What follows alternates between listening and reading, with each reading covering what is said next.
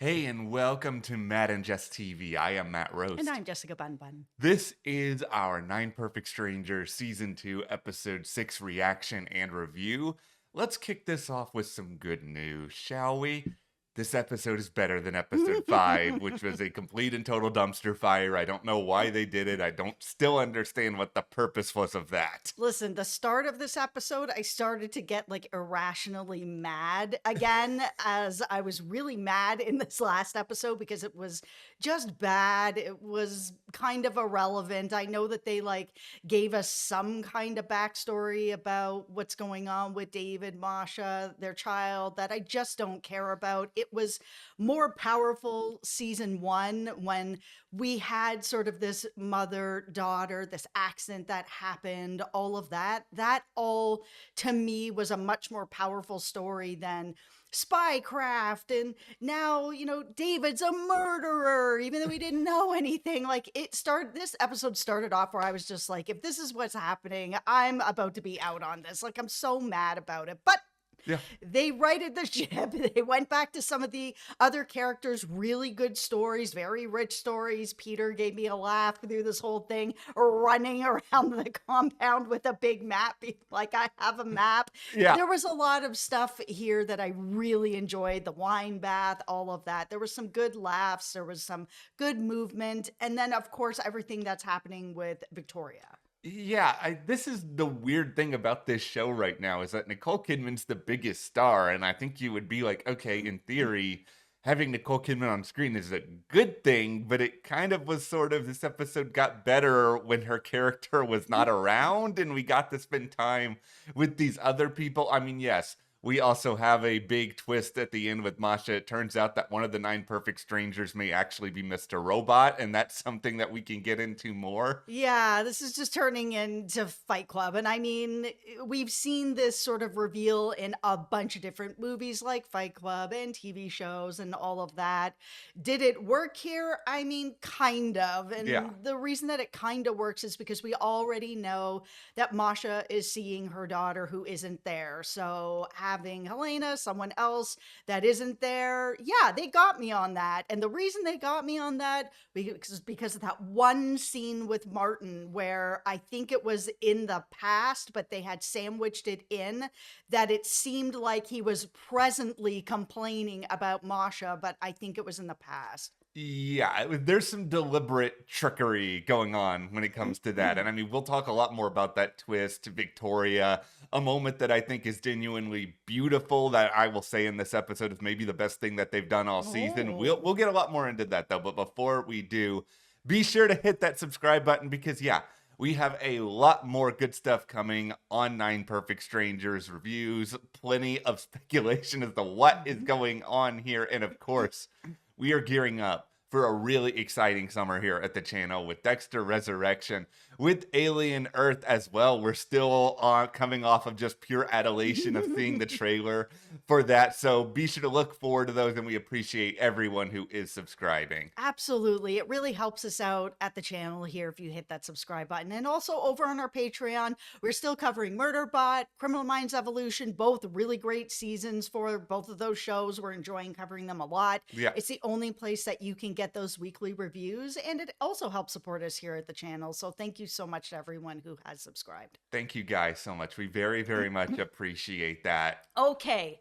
Let's just start with the part that I just really absolutely hated. Hard All right, hats. all right, let's get I to it. absolutely hate that Masha is calling David a murderer and she's blaming him and this whole spycraft thing. I'm really hoping that this just is the tea and that she is so deep into taking the tea and drinking the tea that now the tea is making her think things that aren't actually happening. And that conversation with Helena, who isn't there, who is basically like, it was an accident. Yeah. It actually isn't what you're saying it is, was the thing that gave me a little bit of relief, where I was just kind of like, okay, maybe this story that Masha is sharing with David isn't exactly right, that maybe some of it's right, but maybe not all of it's right, and that some of the memories are getting a little bit twisted because this is all still an experiment, right? This Yeah. is the first time she's been using this disc and this type of medication, this type of way of,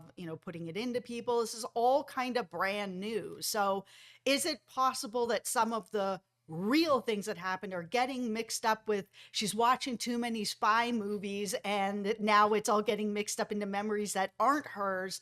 And that Helena's purpose of being there is to sort of give her that grounding to be like, listen, when you came to me and we first started doing this, it was legitimately an accident. Like nobody was just, perfectly coming at this time. They would have never known that Tatiana was going to be on the street at all. Like, how could this have been planned? It's an interesting conversation about reliability of a narrator because, ironically, mentioning Mr. Robot earlier in this video, like a big defining feature of that show was that we had an unreliable narrator at the center of it. And I think Masha, you touched on this. It's this idea that, okay, we're getting her story. How much of her story is accurate? And also, you are literally doing experiments to spend time recreating memories with your daughter. Mhm. And I've sensed that it actually feels real to you. Why wouldn't we think there are side effects to this? Why wouldn't we think that this is going to eventually drive you down a path of no return? Because what it feels like to me is that she's completely incapable of taking any responsibility at all for anything in the past, including Yes. that, okay, yeah, David may not have done everything correctly, but at the same time, you didn't give David an opportunity to do anything right or wrong because he just didn't know. And it's hard to blame him for something that he didn't know. And so that's where you're just sort of wrestling with your own responsibility and all this. You're looking for somebody to blame. Maybe Helena is there as some sort of moral compass, as you're suggesting, to kind of remind her of like, okay, this might be what happened. This might not be what happened.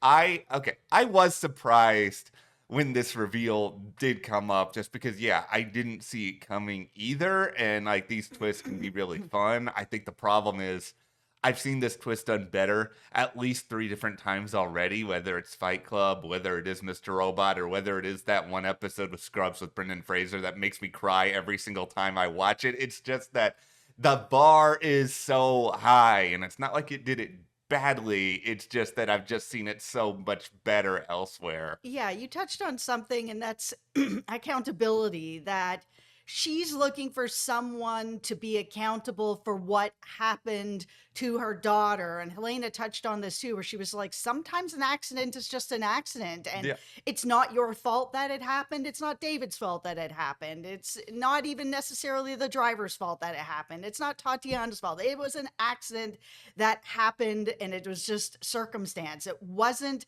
somebody's doing this on purpose to do whatever. You're looking for reason behind something that doesn't have reason so that you can understand it better and find a way to, I guess, put it in your mind in a way that makes sense. And this is something that doesn't make sense, but it is something that happened. And then with everything with this reveal, you're right. Other shows and movies have done it better, but they didn't do it badly. No. Like I said, the thing that threw me off was it was like the beginning of episode 3. We had Martin talking to Helena in the room where she ended up, she was coughing, there was blood. And so we knew that she wasn't doing well. And then that was never touched on again. We've never seen it in any interactions with Masha and Helena because Helena's not here anymore, right? And we saw him coming in and complaining to Helena, being like, oh man, like, I can't work with her. I don't want to work with her. I'm not down with this. Helena's like, grow up hair. You need to do it. This is what I want. Sort of for my legacy, I want you and Masha to be running this place. So find a way to make it work. You got to figure it out. And that's the only time we've ever seen them talking. So I think tinfoil hat, that Yeah. was a flashback before Martin went and told Masha that, hey, let's do this. You come up to the hotel, well, whatever. I think that that was just before. And that's what made the reveal work.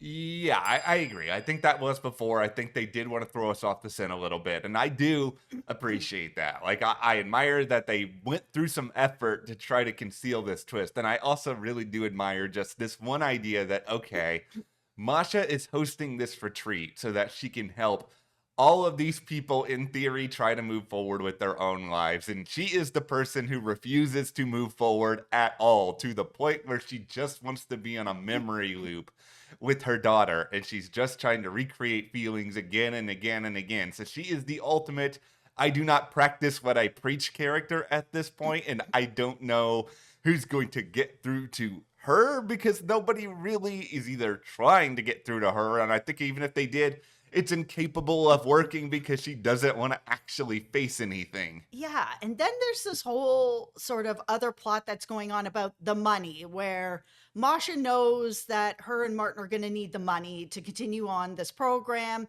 David has the money for this. She's never asked David for the money, but David offered the money, and he's not really revealing that entirely to everybody yet at this point. So Peter thinks David's being taken advantage of. But really, what it seems to be happening, and I found the reveal to be somewhat satisfying with this, that it isn't just David has this experience and everybody needs to have this experience, so I'm willing to put the money in it. I think that this could make some money. He wants to actually take over the whole thing with him and Peter, where he's just like, this is a business that will just pay for itself. We'll put in some money and we will own this business. So we will own Masha. We will own Yeah. Martin. We will own all of it. And they'll just, deal with it and, do these treatments and whatever. And we together will be the partners that will own this. I was just like, oh, wow, he's just going to take it. That makes more sense for this character than just the idea of, oh, I'm going to invest because I have solely this emotional connection Right. to it, where it's like, okay, yeah, you do have an emotional connection to it, but you're also a businessman and you're clearly thinking with that side of your brain. Now, for the Peter vantage point of it, all of this is just entertaining because listen, there are few things on television at this point in my life I enjoy more than just watching a character totally crash out over a course of an hour. The crash out of Peter in this episode is just legendary. He's concerned about his father's money. He's concerned about this idea that he may or may not have had a sibling once upon a time. He's like got jealousy going on. He's got all these daddy issues and he just completely loses it. Because we also learned from this trip that Peter was on that the thing that really broke him in his past was the divorce of his parents, watching his parents both sit there and try to explain to him what was going on, the breakdown of their marriage, and then in his memory, watching his dad walk out the door with someone, some shadowy figure. And we know it's not Masha, maybe. I mean, the memory of Masha is that they had this one night and that was it, and they never saw each other again. So who was it that David was walking out the door with? Anyone?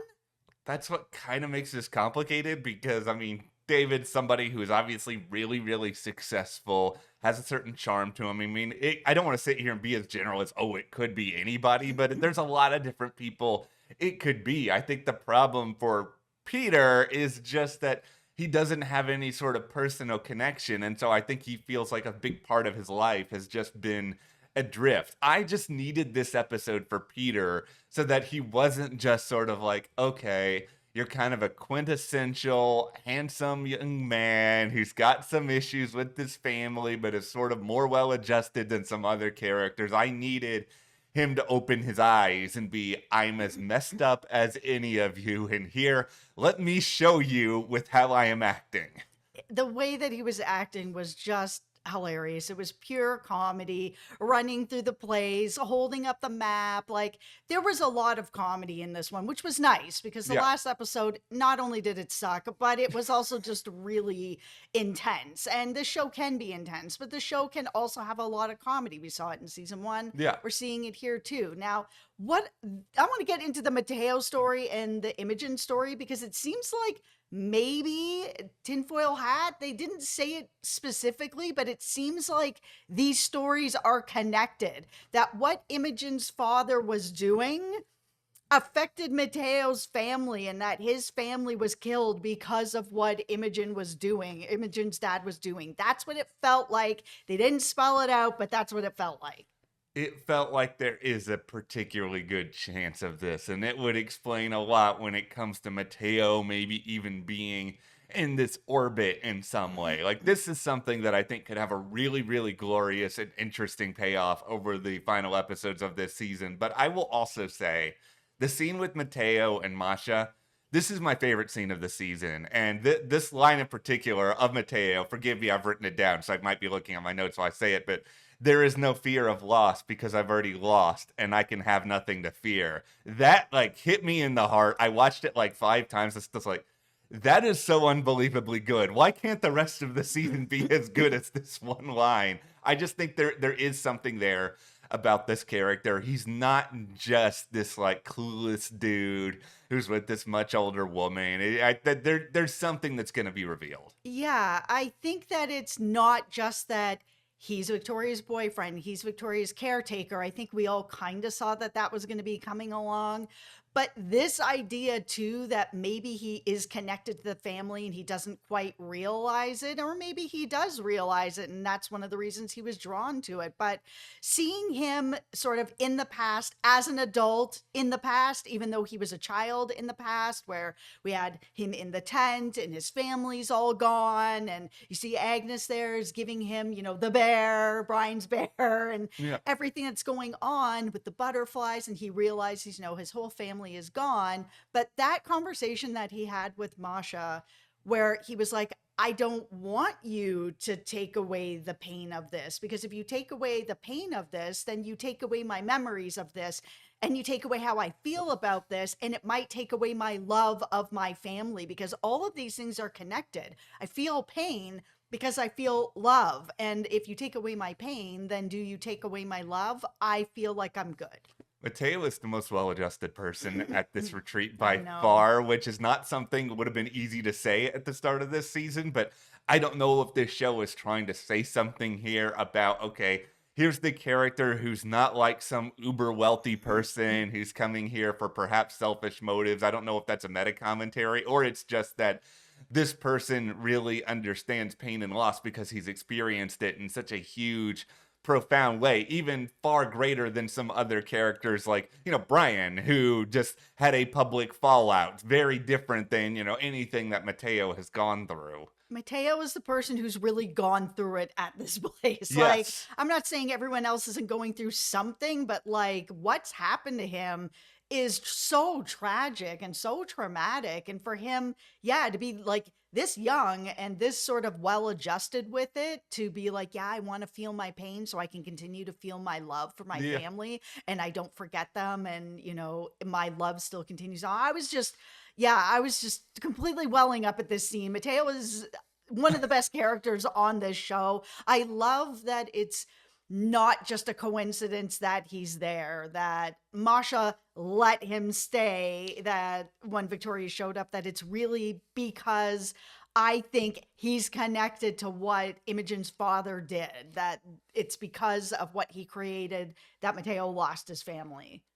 Okay, that obviously we need a lot more payoff on. I'm also curious and if there's going to be some actual payoff from the Masha Mateo conversation from Masha's point of view, because he actually said something that she needed to hear, which is just that you can love someone and also still have them be gone. And I just felt like, okay, Masha, he's actually giving you a roadmap to deal with your grief. I think my fear is just you're going to look at it and be like, I don't like this map. And you're just going to throw it in the fire, even though you actually should be paying attention to this. Yeah, I mean, it did affect her. We saw her like, crying and being like, okay, I think you are done. I think you are healed in that way, but not because of me. You were already healed when you got here. Yeah, I want to see some sort of growth for Masha as a character. I mean, if she doesn't have to completely do a 180 or something, but I don't necessarily need the same person that we saw in the premiere and the finale, because if that happens, what was the point of all of this other than just seeing some other actors that we like? Okay, so let's talk about the connection with Imogen now. So she wants to, after seeing what's going on with Peter, that there's a way to tap into these more core memories. She's the first person to put up her hand, the highest, like she's in class, and she gets to go and try this out. And because it seems like Victoria knows that there is a memory that she has that's either been repressed or she doesn't know the full extent of it, which kind of feels like what it might be, and that it might be time for Imogen to know what it is, that they're going to be able to have this shared memory, because we know that that's how it works with Masha and David, because she was able to share her memories, that he was able to see that, and Victoria was like, okay, I know that I have ALS and I'm Yeah. not really taking this medication treatment while I'm here because I'm on all these other medications for this, but I'm going to do this for this particular treatment here because I need Imogen to know what actually happened, and we'll do it together. Instead of just sitting down with her and being like, this is how it happened, I don't think Imogen would have heard her or believed her. I think she needed to see it with her own eyes. Yeah, and I also just feel like this was the purpose of why they came there, right? It's to try to find a way to forge some sort of connection between the two of them. Victoria also probably knows she may not be always the best at articulating things just because she is someone who is, one, viewing things from her own worldview, but two, a person from exceptional privilege. And sometimes when you have a lot of privilege, you can kind of have this conversation where every character is just like in relation to you, your wants, your needs, because you're not used to thinking about other people. So it's like this is the formative, important moment between the two of them that they've kind of needed this whole season. Like, is it going to be enough? Like, that's an entirely different question. Yeah, and it might, I mean, it gives more background on why Victoria is the way that she is. So while Imogen lost her father, she may not know why, or maybe that he did it to himself, because it seems like that's what happened. They weren't extremely clear on it yet, Mhm. but it seems like he created this thing. He didn't realize exactly what it was going to be used for. He watched it being used in the most horrific ways on the news. We saw him tons of bottles in front of him, and then he is dead. So I think we can add those all together. But Imogen may not know that that's how it actually came together because she was so young. Maybe Victoria told her another thing. Oh, he had a heart attack. He had whatever happened, that kind of thing, to protect her in that way, that she knew her father had passed, but Yeah. maybe thought that it was another way that maybe wasn't quite as tragic, and didn't tell her what her father actually created. So that means that Victoria has been holding on to how he died, as well as what he did, and all the people that ended up dead because of what he did, and that she had to hold strong for her daughter and end up being like this punching bag for her, because they never were able to really have that conversation of what actually happened. It's hard when they're a child, and Yeah. it's not appropriate maybe at that age to be like, oh, by the way, this, that, whatever. But then at what age do you talk about it? Because at some point she needs to know, but also the longer you let it go on, the longer it's kind of like, hey, I've been an adult now for 20 years. Why didn't you tell me? I could have had all this time with you. I would have had time to grieve about it, to be able to go through my feelings about it. Like, thanks. It's really complicated. And I think this is the part of Victoria where I'm not going to say she's the most relatable, but this is the part of Victoria that I think is the most interesting for the show, which is that you hold on to this secret or this information that's really, really dark and it's intense and it completely could change how Imogen feels about her father. And it's just, you don't know exactly how to find the words in order to say it because there's this fear of everything you're saying, this fear of like, okay, there's going to be a lot of anger because I've held on to this for so long. There's the fear of like, Mhm. okay, it's going to change Imogen's opinions. Like, how do I explain all of this? And yeah, you could sit back and be like, okay, Victoria's being cowardly for not saying this or admitting to it or telling her the full story. But I think sometimes in life, it's also just really, really complicated. And it's just, you get to this point where so much time has passed and you're like, okay, well, then how can I really do it now? And it feels like for these two, I don't want to sit here and be like Masha's bizarre treatments are the only way, but it might actually be the only way for them. Yeah, I mean, Victoria, yeah, could be seen as cowardly. It also, though, at the time, I mean, Imogen's so little, Well, like yeah. it's not the time. It is time for Victoria to be the sin eater at this point for what her husband has done. And because it's not only what her husband's done, but like they were moving into a new house based on the money that, ended up killing all these people, right? Like she she also is having to sit in this with money that maybe she never wanted because of how they got it. That's like she's also drowning herself in, fabulous men and booze and pills and all this stuff because maybe she can't deal with one, that, her husband died the way he did, what he did, how they got that money, and now she's stuck with this money.